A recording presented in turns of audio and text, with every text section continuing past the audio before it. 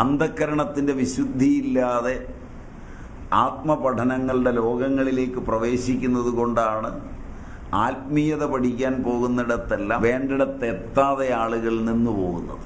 ഗീത ഏറ്റവും അധികം പ്രാധാന്യം കൊടുത്തത് അതിനാണ്. അതുകൊണ്ടാണ് 47-ാം ശ്ലോകത്തിന് അതീവ പ്രാധാന്യമുള്ളത്. അത് ഗീതയുടെ സൈദ്ധാന്തിക ശ്ലോകമാണ്. 4 സൂത്രങ്ങൾ. യജ്ഞം പഠിക്കുമ്പോൾ അത് ഓർക്കണം. കർമ്മണ്യേവാധികാരസ്തേ മാ ഫലേഷു കദാചന മാ കർമ്മ ഫലഹേതുർഭൂമാദേ സംഗോസ്ത്വ കർമ്മണി. യജ്ഞമെന്ന സങ്കല്പത്തിന് തന്നെ ആ ശ്ലോകത്തിന്റെ പ്രഥമ സൂത്രവുമായി വല്ലാത്തൊരു ബന്ധം. കർമ്മണി ഏവ തേ അധികാരഃ മാ ഫലേഷു കദാചന. ഫലമില്ലാതൊരു കർമ്മം ലോകത്തില്ല. കർമ്മം ഫലം ഇല്ലാതാക്കി ചെയ്യാനും ആവില്ല. അവിടെ ഒരു അധികാര ശബ്ദം വരുന്നത് തന്നെ ഫലമുണ്ട് എന്നുള്ളതിൻ്റെ ഉറപ്പുകൊണ്ടാണ്. കർമ്മത്തിനെ നിനക്ക് അധികാരമുള്ളൂ, ഫലത്തിലില്ല എന്നാണ് പറഞ്ഞത്. ഫലത്തിൽ അധികാരമില്ല എന്ന വൈദികിയുടെ വാക്കാണ്. യജ്ഞത്തിൻ്റെ സ്വരൂപം അതാണ്. ഫലാധികാരമില്ല എന്ന് അറിഞ്ഞ് ഫലത്തിലുള്ള അധികാരത്തെ ത്യജിച്ച് ചെയ്യുന്ന എല്ലാ കർമ്മവും യജ്ഞമാണ്. ഈ 12 വിധ യജ്ഞങ്ങളുടെയും സ്വരൂപവർണ്ണനയ്ക്ക് 4-ാം അധ്യായം ഒരുങ്ങുമ്പോൾ യജ്ഞ സിദ്ധാന്തത്തെ അവതരിപ്പിക്കുന്നത് 2-ാം അധ്യായം 47-ാം ശ്ലോകമാണ്. സിദ്ധാന്തമാണ് കർമ്മണി ഏവ തേ അധികാരഃ മാ ഫലേഷു കദാചന മാഹ കർമ്മ ഫലഹേതുർഭൂമാദേ സംഗോസ്ത്വ കർമ്മണി. ഫലം സ്യാത്, ഫലം വേണം, സംശയം വേണ്ട. അധികാര ശബ്ദം കൊണ്ട് ഒരെണ്ണം ഓർക്കണം. ഫലം മേ സ്യാത് അരുത്. ഫലം സ്യാത്. ഗീത ഇത്രയും കാലം പഠിച്ചു. ഇത്രയും കാലം പഠിച്ചിട്ട് ഭാവാത്മകമായി, ക്രിയാത്മകമായി, വാചകാത്മകമായി നിങ്ങൾ ചെയ്തു കൂട്ടുന്ന കർമ്മകലാപങ്ങളിൽ ഫലം മേ സ്യാത് എന്ന് വിദൂരമായെങ്കിലും ഉണ്ടെങ്കിൽ നിങ്ങൾ ഗീത പഠിച്ചില്ല എന്ന് തന്നെ വേണം വിചാരിക്കാൻ. ഫലം ന മേ സ്യാത് എന്നതിൽ നിന്നിട്ടാണോ നിങ്ങൾ ആശയപരമായി, ആദർശപരമായി, സൈദ്ധാന്തികമായി, വിചാരപരമായി ചുറ്റുപാടുകളോട് ഏറ്റുമുട്ടുന്നത്? അതല്ല, ഫലം മേ സ്യാത് എന്നതിൽ നിന്നുകൊണ്ടാണ്. ഫലം ന മേ സ്യാത് എന്നതിലൊരാൾ എത്തിക്കഴിഞ്ഞാൽ അശാന്തി അയാളിലുണ്ടാകുമോ? ഇത് പഠിക്കുകയും ഇതിൻ്റെ വെളിച്ചത്തിൽ ആണ് കർമ്മങ്ങളെ ചെയ്യുന്നതെന്ന് നിങ്ങൾ വിചാരിക്കാൻ തുടങ്ങുകയും ചെയ്യുമ്പോൾ നിങ്ങളെ എല്ലാ തരത്തിലും പ്രകൃതി വട്ടം ചുഴറ്റാതിരിക്കില്ല. അതുകൊണ്ട് ഈ സാമ്രാജ്യത്തിലേക്ക് പ്രവേശിക്കുമ്പോഴാണ് സൂക്ഷിക്കുന്നത്. അധകൃതനായി ഫലം മേ സ്യാത് എന്ന നിലയിൽ കർമ്മം ചെയ്യുന്നതിന് നിങ്ങൾക്കെതിരെ ആരും നീങ്ങുന്നില്ല. പക്ഷെ നിങ്ങൾ ഒന്നറിയണം, നിങ്ങൾ അധകൃതനാണ്.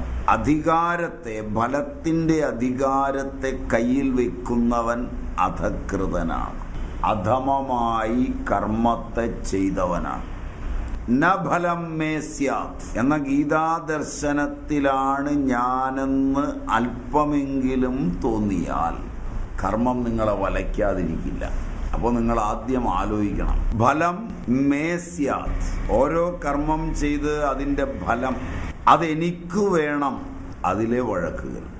അന്യരാണ് ചില കർമ്മങ്ങൾ ചെയ്തതെങ്കിലും അതെൻ്റെ സൂപ്പർവിഷനിലാണ്. ലോകത്ത് കർമ്മങ്ങൾക്കൊരാളുടെ സൂപ്പർവിഷനേ ഉള്ളൂ. 2 പേർക്ക് സൂപ്പർവിഷൻ ചെയ്യാനാവില്ല. കർമ്മത്തിൻ്റെ സൂപ്പർവിഷൻ ചെയ്യുന്നത് കാലപുരുഷനാണ്. അതിനെ പരിമിതപ്പെടുത്തുക മാത്രമേ മാനവ സൂപ്പർവിഷനുകളെല്ലാം ചെയ്യുള്ളൂ. 2 അഹങ്കാരങ്ങൾക്ക് സക്രിയമായി ഇന്ദ്രിയ ദേവതകളെല്ലാം ഇടപെടുന്ന കർമ്മവും സക്രിയമാകാൻ തയ്യാറെടുക്കുന്ന തൻ്റെ ഇന്ദ്രിയ ദേവതകളെ നിയന്ത്രിച്ച് അന്ധക്കരണ ദേവതയെ അന്യന്റെ ശരീരേന്ദ്രിയ വ്യാപാരങ്ങളിൽ അനുമിച്ച് കർമ്മത്തിലേർപ്പെടുമ്പോൾ ഫലം തനിക്കാണെന്ന് അഭിമാനിക്കുന്ന, ഫലം തനിക്ക് വേണമെന്ന് അഭിമാനിക്കുന്ന ദുരദുഷ്ടമായ മാനവ സൂപ്പർവിഷനാണ് ലോകത്തിലെ എല്ലാ വഴക്കുകൾക്കും കാരണം. അതിലെപ്പോഴെങ്കിലും അറിഞ്ഞോ അറിയാതെയോ ഒരു മാനവൻ പെട്ടുപോയിട്ടുണ്ടെങ്കിൽ അവൻ്റെ ജന്മം നശിച്ചു പോയിട്ടുണ്ട്. ഭൗതികമായി കുറെ തെണ്ടിത്തരം കാണിച്ച് ജീവിക്കാമെന്നല്ലാതെ കാലണയുടെ ആനന്ദം അവന് വിധിച്ചിട്ടുള്ളതല്ല. അതിലെപ്പോഴെങ്കിലും നിങ്ങൾ പെടുന്നുണ്ടെങ്കിൽ ഫലം മേ സ്യാത് എന്നുണ്ട്. ഫലം മേ സ്യാത്, എനിക്ക് വേണം ഫലം. അതുണ്ടെങ്കിൽ നിങ്ങൾ ദുഃഖിയാണ്. 1900 വരെ ഫലം ആരുടേതാണ് എന്ന് വ്യക്തമായൊരു നിർവചനം ഉണ്ടായിരുന്നു. ഫലത്തിന് ഒട്ടേറെ പേർ ആഗ്രഹിച്ചിട്ടുണ്ട്. ഭാരതീയമായൊരു പൗരാണിക നിർവചനമുണ്ട്, ഫലം സമഷ്ടിയുടേതാണ്. അതിന് അർഹതയുള്ളവൻ അത് നേടിയിരിക്കും. മാവ് വെക്കാം, വളമിടാം, വളർത്താം. ഫലമാകുമ്പോഴേക്ക് ചിലപ്പോൾ ചത്തുപോകാം. മാവ് വെക്കാം, വളർത്താം, ഫലമൊക്കെ ആകാറാവുമ്പോഴേക്ക് കടം കൊണ്ട് കുടികെട്ടി വിൽക്കാം. വെറുതെ ഇരിക്കുക, ബാങ്ക് ലേലം ചെയ്യാം. അതുകൊണ്ട് ഫലം അതിൽ പണിയെടുത്തവന് കിട്ടുമെന്ന് ഒരു നിയമവുമില്ല എന്ന് അറിയുന്നത് കൊണ്ട് അതിൻ്റെ അനിശ്ചിതത്വം നിലനിർത്തുവാൻ തന്നെയാണ് ഭാരതം ശ്രമിച്ചത്. അനിശ്ചിതത്വം ശാസ്ത്രത്തിന് മുമ്പിൽ എക്കാലവും ചോദ്യചിഹ്നമാണ്. ജനിമരണങ്ങളുടെ ഇടയിൽ താൽക്കാലികമായി കളിക്കുന്ന മനുഷ്യൻ തന്നെ ഒരു അനിശ്ചിത പ്രഹേളികയാണ്. അത് അംഗീകരിക്കാനുള്ള ബുദ്ധിമുട്ടാണ് മാനവ ദുഃഖം. വിവരമുള്ള ചില ആളുകൾ ആദ്യം തന്നെ അത് അംഗീകരിക്കും. അനിശ്ചിതം നിങ്ങൾക്ക് അംഗീകരിക്കാനാവുന്നതല്ല. പഴയ കാലത്ത് സ്ത്രീകൾക്കത് അംഗീകരിക്കാനാവുമായിരുന്നു, പുരുഷന് പറ്റുമായിരുന്നു. ഒന്നും അനിശ്ചിതമായിരിക്കരുത്, പ്രീ പ്ലാൻഡ് ആയിരിക്കണം എന്ന് ശക്തമായ തീരുമാനമുള്ളവനായിരുന്നു പുരുഷൻ. ഇന്ന് ഏതാണ്ട് പുരുഷനേക്കാൾ കൂടുതലായി സ്ത്രീകളുമുണ്ട്. സ്ത്രീകളോട് തന്നെ ചോദിക്കാം, ശരിയാണോ? ഒരനിശ്ചിതത്വവും നിങ്ങൾക്കിന്ന് സഹിക്കാനാവില്ല. പക്ഷെ അനിശ്ചിതത്വമാണ് പ്രപഞ്ച രഹസ്യം.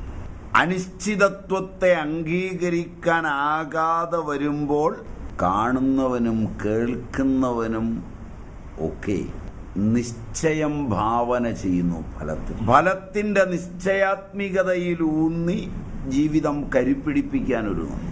ദൈവത്തിനുമേൽ, പ്രകൃതിക്കുമേൽ, കാലത്തിനുമേൽ, അതിൻ്റെ അനിശ്ചിതത്വത്തിനുമേൽ സാങ്കല്പികമായ നിശ്ചിത വ്യവസ്ഥിതിയുടെ, നിശ്ചയാത്മികതയുടെ ഗ്രാഫും സൂത്രവാക്യങ്ങളും ആയാണ് നിങ്ങളുടെ എക്കണോമിക്സും സ്റ്റാറ്റിസ്റ്റിക്സും മാത്തമാറ്റിക്സും ഫിസിക്സും കെമിസ്ട്രിയും ബയോളജിയും ഒക്കെ രംഗപ്രവേശം ചെയ്തു.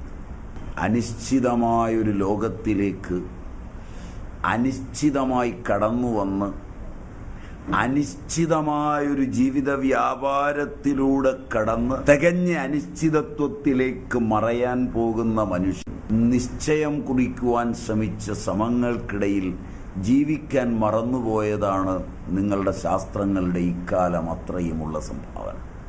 പ്രതീക്ഷയ്ക്കപ്പുറം ഇവ ജീവിച്ചു മരിച്ച മനുഷ്യന് ഒരളവ് പോലും ശാന്തി നൽകിയിട്ടില്ല എന്നേത് വിഡ്ഢിക്കും നോക്കിയാൽ ബോധ്യമാകും. പ്രയത്നിച്ചതിൻ്റെ അഹങ്കാരത്തിനപ്പുറം വഞ്ചി തിരുനക്കരയിൽ നിന്ന് അല്പവും മാറിയിട്ടില്ല എന്ന് മനസ്സിലാകേണ്ടതുമാണ്.